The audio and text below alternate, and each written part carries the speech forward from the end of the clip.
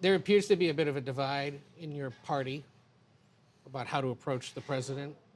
You either fight back, don't cooperate, don't show up for meetings with him, or you find ways to seek common ground and do things on behalf of your state. I think I know the answer to this, but where do you come down on how Democrats should be engaging the White House? Well, I think I've been pretty clear since the very beginning that I know who Donald Trump is. I know what his aims are, and they're not good for the American people. They're not good for the people of Illinois. And so, yeah, I've been standing up to Donald Trump, and I'm going to do everything I can to stop him from taking away people's rights and from using the military to invade states. I think it's very important for us all to stand up. I've called for people to get out in the streets, use their megaphones and their microphones, make sure they go to the ballot box to vote. That's been my attitude toward Donald Trump, and that's what I think people should be doing all across the country. Does the next Democratic presidential nominee, though, need to campaign to promise to undo everything he's done? Oh, I don't know. I'm not thinking about that's too far away. Let's talk about the 2026 elections. You're running for re-election. I am running for re-election. Can a voter walk into the booth in Illinois knowing that you're going to serve a full term if you're re-elected to a third term?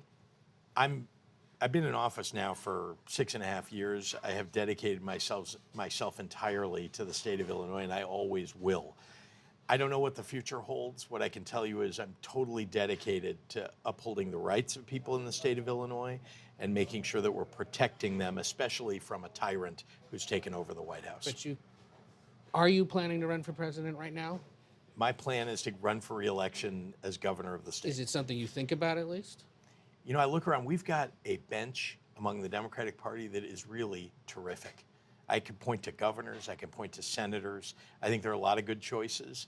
I can just say that there's no reason for us not to be thinking about all of those choices and thinking about what is it that the American people really want. What they want is to be able to go to the grocery store and afford things. They want to be able to buy a house.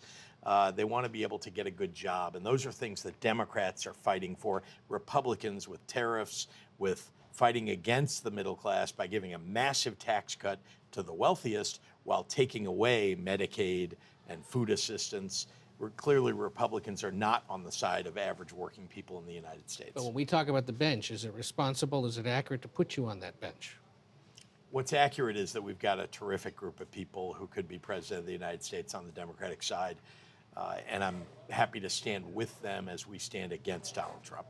When people start looking at the future field and your name comes up, and you're familiar with this, they go, well, yes, successful Midwestern governor, but he's a billionaire whose family made its money in hotels.